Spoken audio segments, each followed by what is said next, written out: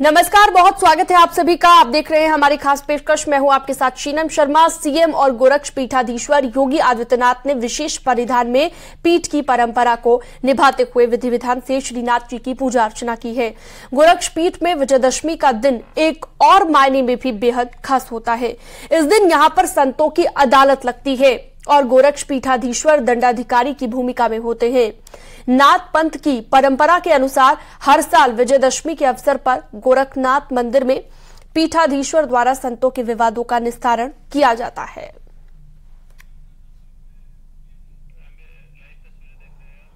तो ये तस्वीरें आप देख रहे हैं, अलग अलग तस्वीर अलग अलग पूजा की विधि को बयां कर रही है।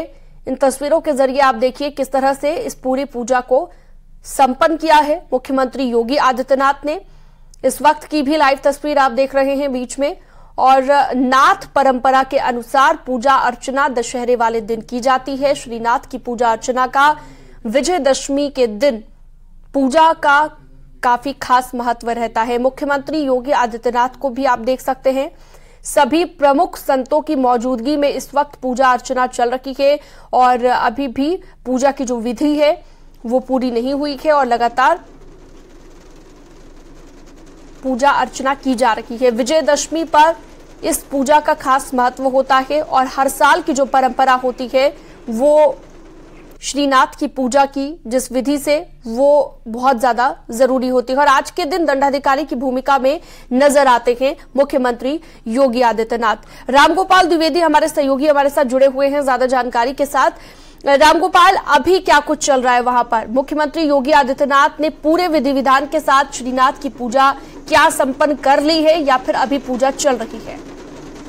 पूजा अभी अंतिम चरणों में चल रही है। अभी पूजा पाठ गोरखनाथ मंदिर में चल रही है और इस भगवान के साथ की पूजा करने के साथ आगे बढ़े हैं और पूजा पाठ करने के बाद एक बार गौशाला की तरफ जो फिर वापस वो मंदिर में चले जाएंगे, सब्जी मंदिर में चले जाएंगे। यहाँ जो पूजा पाठ चल रहा है वो बिल्कुल अपने अंतिम चरण में है और अंतिम चरण में प्रक्रिया पूजा पाठ की यहाँ पे आपको दिखाई पड़ रही है।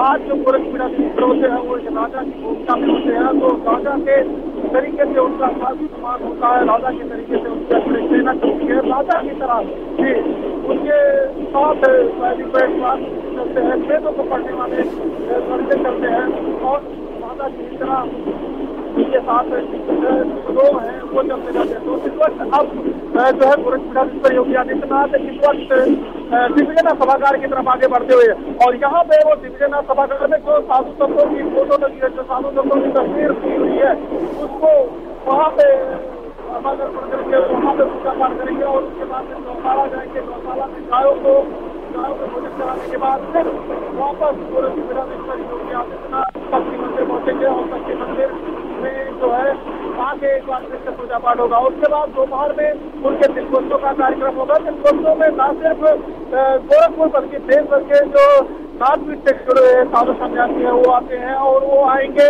और वो आके जो है उनसे उसको तिलक लगाएंगे, उनका आशीर्वाद देंगे, उनसे पूजा करेंगे और उसके बाद जो गोरखपुर और आसपास के लोग हैं वो आके उनको तिलक लगा के पूजा करेंगे और इसके बदले में गोरक्ष पीठाधीश्वर योगी आदित्यनाथ तो उनको जो है रोली चक्र टीका लगाएंगे और प्रसाद वो पुष्प देंगे जिस पुष्प को उन्होंने लगा रखा है। तो इस तरीके से जो ये कार्यक्रम है, ये कार्यक्रम यहाँ पे अब अंतिम चरणों में है और अंतिम चरणों में ये पूजा पाठ के कार्यक्रम के बाद तिलकोत्सव के कार्यक्रम की तैयारी यहाँ पे तेज हो रही है। जी बिल्कुल, तिलकोत्सव भी दोपहर में, चूंकि तिलकोत्सव का भी कार्यक्रम है जैसा कि आप भी बता रहे हैं लगातार, तो वो क्या इस पूजा के संपन्न होने के बाद शुरू हो जाएगा या फिर उसमें कुछ वक्त लगेगा? क्योंकि 3 बजे के बाद शोभा यात्रा भी निकाली जानी है और ये शोभा यात्रा जो होती है इसका क्या रूट रहता है, कहां से कहां तक ये शोभा यात्रा रहती है, ये भी थोड़ा सा बताइएगा रामगोपाल।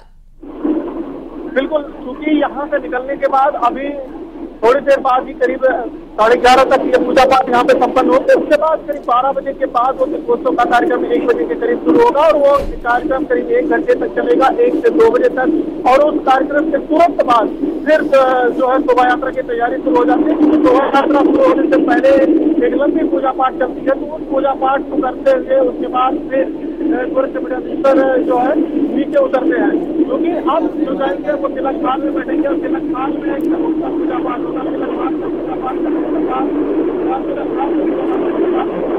वहाँ पे जो शोभा यात्रा है उसमें शोभा यात्रा में सबसे पहले तिलक शक्ति मंदिर से पूजा करने के बाद नीचे आएंगे गोरक्षपीठाधीश्वर। उसके बाद फिर जो है नीचे आके एक बार फिर से भगवान श्रीनाथ की पूजा करेंगे और एक रथ में सवार होंगे और रथ आगे जो धर्म ध्वजा है, धर्म ध्वजा चलती रहेगी, चांदी के जो दंड रहेंगे वो चलते रहेंगे और उसके बाद ये धीरे धीरे आगे बढ़ते चले जाएंगे और वो यात्रा करीब 1.5 किलोमीटर दूर जो मानसरोवर मंदिर है वहां तक जाएगी और मानसरोवर मंदिर पे जाके फिर वहाँ पे भगवान शंकर की पूजा पाठ गोरक्षपीठाधीश्वर करेंगे और फिर जब पूजा पाठ के बाद जो है वापस वहां से निकलेंगे और निकलने के बाद फिर रामलीला मैदान जाएंगे। वहाँ पे भगवान श्री राम का राज्याभिषेक और राज्याभिषेक करने के बाद जो है मुख्यमंत्री योगी आदित्यनाथ राज्याभिषेक करने के बाद फिर वापस गोरक्षनाथ मंदिर आएंगे। गोरक्षनाथ मंदिर में फिर कई धार्मिक कार्यक्रम आयोजित किए गए हैं, उन कार्यक्रमों को देखते हुए इन कार्यक्रमों को करेंगे और उसके बाद फिर गोरक्षपीठाधीश्वर योगी आदित्यनाथ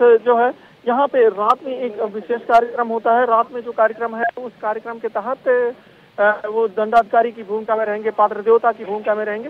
ये सारी परंपराएं चलती रहेंगी, लेकिन उसका कोई वीडियो या उसका कोई फोटो जारी नहीं होता है। वो नाथपीठ के अंदरूनी पूरा होता है पूजा पद्धति और भूमिका। तो इस कारण से वो सारी चीजें रात 8 बजे के बाद शुरू। और इस वक्त गोरक्षपीठाधीश्वर योगी आदित्यनाथ अपने गौ कर रहे हैं, गौ पूजा कर रहे हैं। आप उस परंपरा के अनुसार जो पूजा पाठ है वो पूजा पाठ और इस वक्त